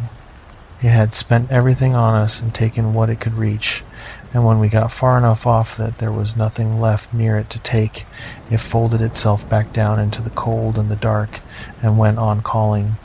Patient, 31 seconds, out into the black, for the next ship. It was not done. It had never been about us. We were parts that came, and parts that got away were only parts it had not gotten yet, and the calling was for whoever came next. There is always a next. There is always a hole to fill, a company that needs it filled, a crew out of good choices. The first day back aboard I do not have all of. Some of it is gone the way a fever is gone after there as a weight and missing as a picture. I know Reyes got the suit off me. I know my hands would not stop shaking for hours, a fine steady shake I could not order out of them. I know that at some point Hale put a cup of something hot in those hands and folded my fingers around it, because I could not close them myself, and I sat with the cup going cold in my grip, because lifting it was more than I had. I had run a suit near dry, climbed 200 feet of rock twice, and watched the works take 2 men, and the body pays for all of that at once when the danger comes off it, and mine was paying. I let it. There was nowhere to be and nothing to do. The ship was running for the deep, and the 4 of us left were cargo now, the same as I had been in the seat, riding home. The empty racks were the worst of it, and there was no way around them. 6 racks in a can that size, close and stacked, and I had slept an arm's length from the next man for years and learned his breathing the way I learned my own. And now 2 of the racks were empty and would stay empty for a year of hard travel, with no door to close on them and no room to shut them away in. Voss's rack still held his things, his clean folded gear, a picture stuck to the bulkhead of a woman squinting into a sun on some green world, the one at Cold Fork, the sky he wanted. Doyle's rack held his too, and Doyle's things were mostly tools, because he did not own much that was not a tool. Reyes asked me, the second or third day, whether we should stow them, box them, put them out of sight, and I said no, too fast and too hard, and she did not ask again. The racks stayed the way the 2 of them had left them the whole way home. I don't know if that was right. I know I could not have stood the boxing of them. Some part of me needed the picture on the bulkhead and the tools in the rack to still be there, because as long as they were there, the 2 of them were only down in the works and not gone. The way I half believed, a thing I knew was not true because the believing was the only thing holding me up. I went down into the crawlspace once, on the way home. Behind the drive, where the heat came off the shielding warm enough to work barehanded, where Doyle and I had spent more hours than I could count wedged among the conduits with our lamps clipped to our collars. I don't know why I went. I told myself a coupling wanted checking, and maybe one did. I got down into the warm dark of it and put my hand on the weld Doyle's hand had made, the last one he showed me, and I sat there with my hand on his weld, and the drive humming through the hull, the way it had hummed for 9 years, the drive he kept alive, the drive carrying me home away from the thing that took him. Nothing that matters ever announces itself, he had told me down there. It whispers first, and it whispers a long time. He had whispered to me for 9 years, lessons and sayings, and a big man keeping himself company, and I had let most of it run past me like water, and now the crawlspace was quiet in a way it had never been quiet, and I would have given anything at all to hear him start up again about welds. The sound came back to me first in sleep, on the haul home, and it has never fully left. Not a dream with pictures in it, most nights. Just the tone, the one the whole world had run its beats together into at the end, low and steady under everything, and me somewhere in the dark counting the space between pulses that were not coming anymore.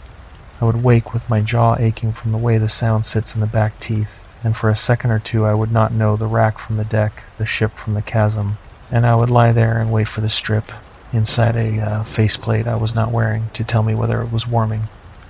It never was. I was in my rack on the Fenmark, running for the deep, and the only warmth near me was the drive Doyle had kept alive. It took me a long time to be able to feel that warmth, and be glad of it instead of afraid, and some nights, even now, in a room in the belt, with a floor that does not hum, I feel warmth against me in the dark, and my whole body goes still before my mind can tell it that warmth here means a blanket, means a wall with the sun on the other side of it, means nothing is about to open. The guilt I did not expect, and I could not get out from under it. Not guilt over anything I did wrong, because I have gone over every second, and I did not do a thing wrong. We did everything right, and that did not ease the guilt. It made it worse. The guilt was only that I was the one in the seat. 3 went down, and I came up, and there is no fair answer in that arithmetic. No way to make the numbers come out even, and part of me that keeps books the way Reyes keeps books cannot stop running the total and cannot stop coming up too short. There is no cargo in any clamp that makes a run come out even when it costs a Doyle and a Voss and brings home a marsh. I got out because Doyle put himself in the warm. I have never once been able to make that feel like anything but a debt I cannot pay to a man who was not there to be paid. The haul home took the better part of a year. A year is a long time in a can that size, with 2 empty racks in it. We did not talk about it much, the 4 of us. Not because we were hard, but because there was nothing to say that helped, and Doyle had taught me not to spend air on things that do not help, and it turned out he had taught all of us that. Even the ones who never sat through a lesson. Brant got older. He had gone out old and come back older than a year, and he did not flyer much anymore. He let Hale do it, and he sat in the command chair looking at the black through the forward port for long stretches. I think he was looking at the thing he had chosen, prep a landing party. I never once heard him try to make it into something else. He did not say it was a bad find. He did not say, "We could not have known."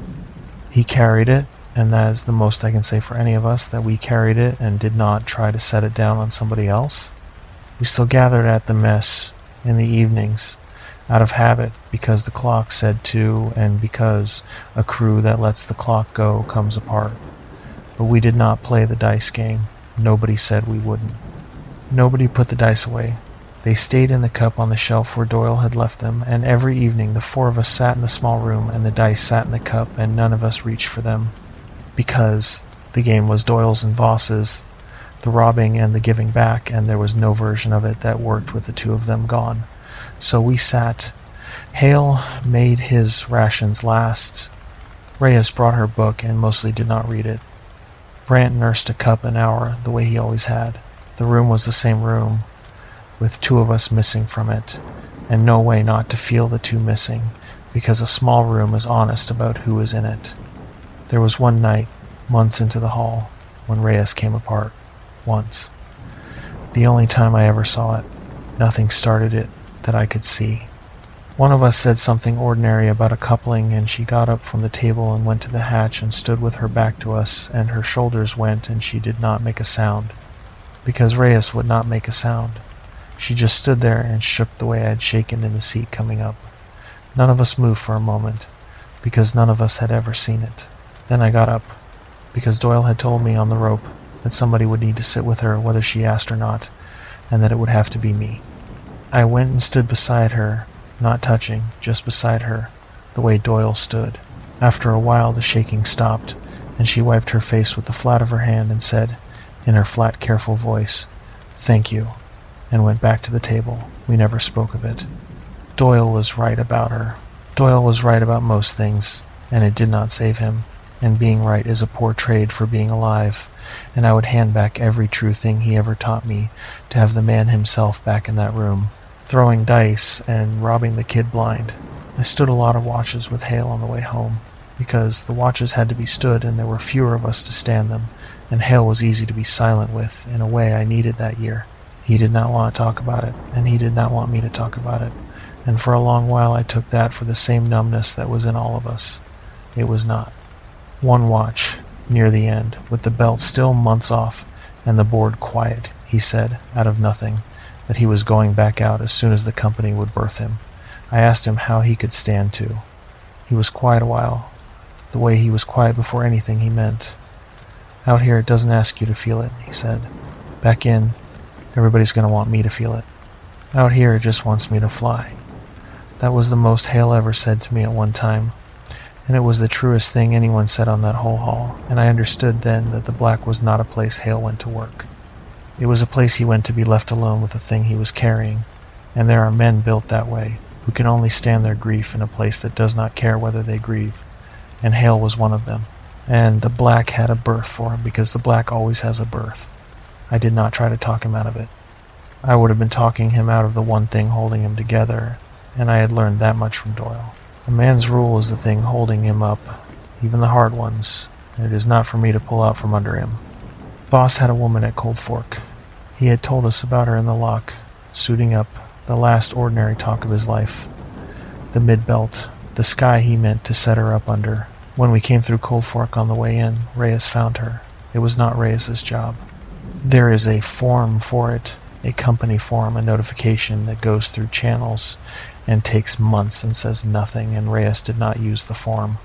She found the woman herself and sat with her and told her, and she did not use any of the words the company would have used, and she came back to the ship and did not talk for 2 days. I don't know what she said to her. I never asked. Some things a person carries their own way, and I left her to it. The debrief was at the inner station. Months later, a small room with a table and 2 people I had never seen and would never see again. I told them all of it. The descent, the works, the cold rule, the housing, the arm, Voss, and then Doyle. The climb, the reach, the getting away. I told it flat and complete, because Doyle would have told it flat and complete, and because Reyes had drilled into me on the way home that the record was the only thing we had that meant anything. The only proof that Doyle and Voss had been real and died real and had not just gone quiet in the black the way the company would prefer. So I gave them the record. I gave them everything, and they took it. I did not understand it until I was outside the room again. They took it. The salvage log, the flight recorder off the lander, Reyes's book with every number in her neat hand, my statement, all of it, into their custody. Under an incident number, they made me say back digit by digit, so there could be no mistake about which drawer it went into. Then the two people I had never seen thanked me for my cooperation and told me the matter was closed, and that I was not to speak of the coordinates or the nature of the find to anyone. They meant it. There was a form for that too, and I signed it, because I was out of good choices, the same as Brant had been. The one who did most of the talking did not look surprised by any of it, and that is what I carried out of that room, and have carried since. I told two people that a dead world had eaten two of my crew, that there was a machine inside a rogue planet building itself out of anybody greedy enough to answer its call, and the one doing the talking wrote it all down and asked good, careful questions, and was not surprised. She had the look of a person filing a thing beside other things like it. She asked me twice, in two different ways, whether the signal was still transmitting when we broke away, and both times she wrote my answer the same careful way, and she did not say why she wanted it twice, and I did not ask, because by then I knew the room was not there to learn anything. It already knew. It was there to make sure I did not. They kept me at the inner station 11 days. More rooms after the first one, more tables, more people I never saw again, the same questions in a different order from a different face, and by the second or third I understood they were not testing whether I was lying. They were testing whether the story held its shape each time they turned it over. A story that holds its shape can be filed and forgotten. A story that shifts has to be dealt with. Mine held its shape because it was true, and because Doyle had taught me to report a thing flat and complete and leave the understanding to whoever came after. So they got the same shape from me every time, and every time it seemed to settle them, not because it was less terrible, but because it was more finished. The second one in the room, the one who did not talk, was the one I watched. She sat off to the side with nothing in front of her, no slate, no notes, and she did not write and she did not ask. She only listened, and at certain parts her listening changed. Not her face never changed. But the pitch of her attention sharpened at a particular beat and slackened after, and I learned to feel her lean in without moving. The places she leaned in were the places that mattered. She leaned in at the cold rule. She leaned in at the interval running down. She leaned in hard at the old suit, reaching into the housing, and the newer suits farther down, and hardest of all when I told them the signal had gone back to 31 seconds once we were clear. Those were the parts she already had shapes for. Those were the parts that matched the other things in the drawer.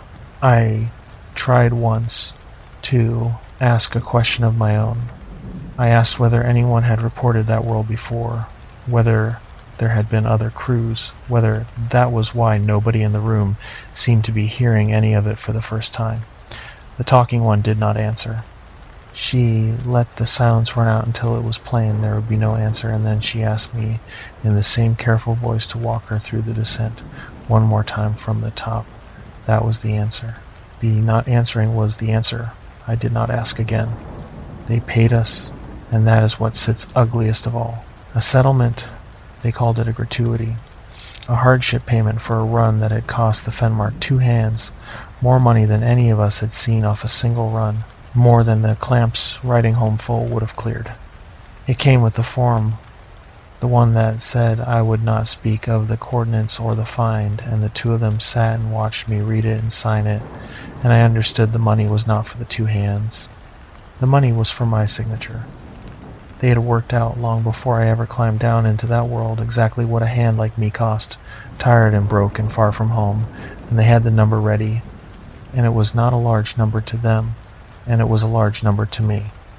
That is the whole of how a thing like the dolmen stays, a thing nobody has heard of. It does not stay buried by force. It stays buried by arithmetic, the same ordinary arithmetic that put us down the hole, run the other way. I signed. I was out of good choices, the same as Brant had been, the same as the crew in the old suits had been, the same as whoever gets the coordinates next will be. I understood one thing. Walking out of the interstation with the money in my account and Reyes's book gone into a drawer and the matter closed. They did not destroy the coordinates. They kept them. A thing meant never to be touched again gets burned. A thing kept is a thing meant to be used. They struck the dolmen from the charts. I checked later the way a tongue keeps going back to a sore tooth. The road we followed the signal down into does not show on any chart a working crew can pull. There is no world there. There is a stretch of the Cold Reach past the last relay at Cold Fork with nothing in it, officially nothing at all. And a crew running that stretch on a bad quota would find nothing to warn them off, because the warning is in a drawer under an incident number. I said back digit by digit, and the coordinates are in the same drawer. Someday, when a hold needs filling, and a company needs it filled, those coordinates will come out of the drawer and go to a crew out of good choices, and the signal will still be calling 31 seconds, regular as a clock, patient as the thing that made it. I don't crew the deep hauls anymore. I did 2 more short runs after, in the belt, where there are other ships in comm range and the dark is not so total, and then I came off the ships for good. Reyes came off around the same time. We keep in touch, the 2 of us, the way people keep in touch who were the only ones in a room when the worst thing happened, which is to say, not often and about nothing, because the nothing is the point. The nothing is what we could not have out there. Hale went back out. I did not understand that, and then I did. Some men cannot be anywhere but the black. Brant did not go back out. Brant did not do much of anything after he had carried the choice a long way, and it was heavy, and he was old, and I went to see him once near the end, and he did not talk about the dolmen, and neither did I. And the last thing he ever said to me was to ask whether Doyle's welds were still holding on the old Fenmark. I told him they were. I don't know if it was true. It is the kindest thing I have ever said to anyone. The settlement bought me the thing I had wanted on the bridge, that shift, when the signal was still just a mark on Reyes's board, and my want tipped the room toward it. A berth off the deep halls. A room in a station in the belt, close to the sun, as a man like me is ever going to get, with a floor that does not hum, and other people through the wall. I have it. I am in it now. And it is nothing, because the wanting had never really been about the room. I understand that now. In a way I could not have understood it before, sitting broke and tired 8 months out with a hold full of dark. What I had wanted was out, with the crew. Out to somewhere with the 5 of them still on the far side of the wall, still throwing dice, still there to have a room near. I did not want the door. I wanted to walk through it with them behind me. Instead, I bought it with 2 of them, and now I sit in the room I paid for, and the floor does not hum, and I would trade it in a breath for one more bad night 8 months out with the drive groaning, and Doyle telling me a story I had already heard. I thought about going to see Voss's woman.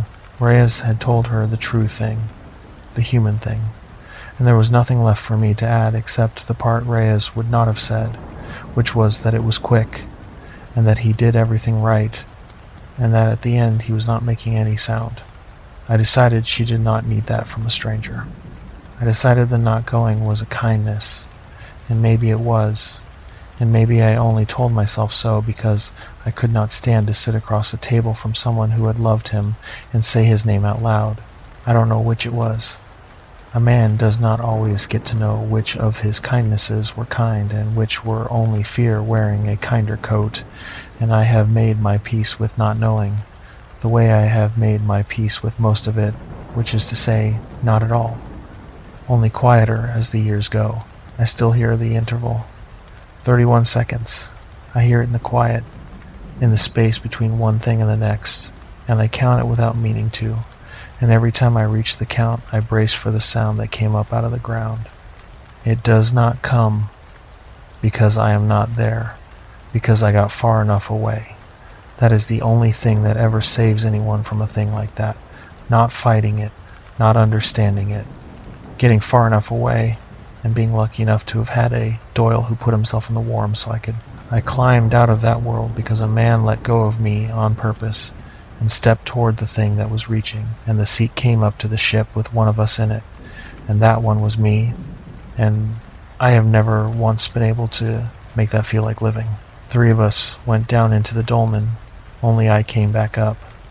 The record of it is in a drawer under a number, and the world it happened on is not on any chart, and out past the last relay, in the dark where there is officially nothing at all, something is still calling, 31 seconds apart, for the next ones. Do not answer a signal off a dead world. Nothing dead makes a sound. Whatever is making it is only waiting to see who is greedy enough to come, and it will wait as long as it has to, and it has already waited longer than there have been stars to wait under.